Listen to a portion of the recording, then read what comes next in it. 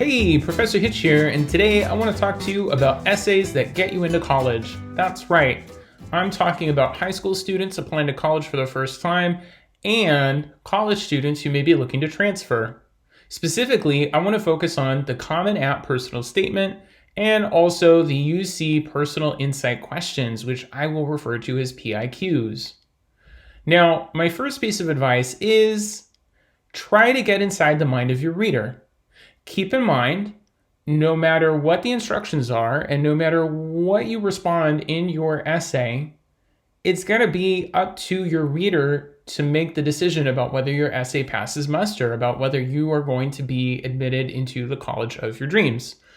So make it really easy for your reader to give you points and get you into college. My next piece of advice, brevity is important. Know your word limit and stick to something under it. For Common App personal statements, I believe that the number is 650 words or less. For UC personal insight questions, you're looking at 350 or less. If you need every word, take them, because you should write the best essay possible. However, whenever possible, try to come in under that max limit. See if you can go 50 words under, 75, 100 words under. This is helpful because you shouldn't need every word to make your point, but also because it makes it easier for your reader. Your reader, who is going to be reading a lot of essays that day, has a much lower chance of getting lost in your essay, a much higher chance of getting the main point of your essay, and giving you that admission that you're seeking. The next thing, what to write. Well, when you're thinking about what to write, the very first thing you do is you look at the prompt, and you make sure that you're using keywords or phrases in the prompt in your response. I know, so boring. However, this goes back to what I was saying with my first piece of advice, that you want to make it easy for your reader to give you points and get you into college. If the question asks you about an obstacle you had to overcome, you really better be using the word obstacle and perhaps even the word overcome in your response, even if it doesn't quite sound right to you. Because otherwise, there's a chance that your reader could read through your response, which could be very well written, and absolutely miss the part about there being an obstacle that you had to overcome. It happens. But in addition to sticking to the prompt, here's something you shouldn't be writing. Skip the resume stuff. You are most likely filling out very long college applications with all kinds of details about your life. The trick to these essays is not just to repeat your resume in story form. If that was the case, people would just only ask for the resume. Why bother with the story? That just seems like more work. Instead, focus on unique experiences or something that differentiates you from the pack. Think of it this way. It's not so much about what you did that's going to get you into college. It's about the wisdom that you have. It's about how you think about what you've done that's going to get you into college, if that makes sense. Next piece of advice, always remember to outline. I think writing these college apps, it's an iterative process. It's something that you do over and over and over. You write an outline, you write a rough draft, you write another rough draft. Eventually you get to the final draft, hopefully, but definitely make sure that you're outlining and that you're organizing your thoughts and ideas. If you don't organize them, don't expect your reader to organize them for you. Next, and this kind of ties into a previous point, take a look at something that I call the economy of words.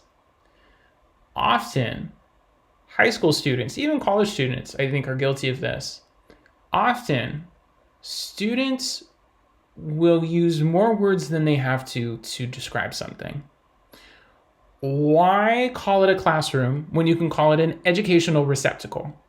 And I kid you not, I have had a student try to pull that on me. I had a student once who described a classroom as an education receptacle.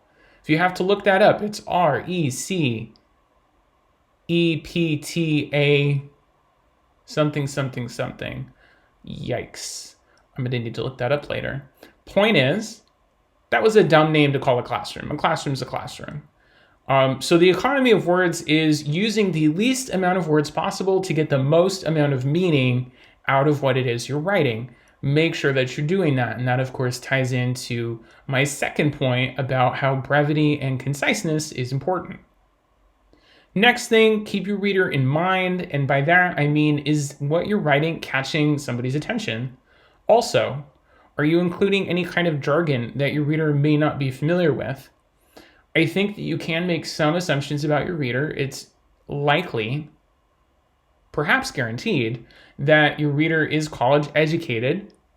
But there are a lot of things you don't know about your reader. You don't know how old your reader is. You don't know what their major was in college. There are a lot of uncertainties. And so you want to make sure that you're writing an essay that your reader is going to be able to read. But more than that, that your reader is going to be able to appreciate. Keep in mind that some of the accomplishments you've made may sound great and amazing and crazy to you, but without proper explanation, it's going to sound like gibberish to somebody reading if they don't have the appropriate background. So always, always, always keep your reader in mind. My final piece of advice to you is this. If you've gotten to the end of the video, what do you need to know? You really ought to talk to somebody. Talk to an English teacher. Odds are pretty much any English teacher in high school or in college has had students in the past talk to them about this sort of thing. A lot of them are friendly and would be happy to help. I'm always happy to help. Or talk to a counselor, because the thing that I don't know a lot about is literally the transfer process, and I know that a counselor would. So ideally, maybe even talk to both. And there you go. That would be my advice for writing essays that get you into college. Good luck.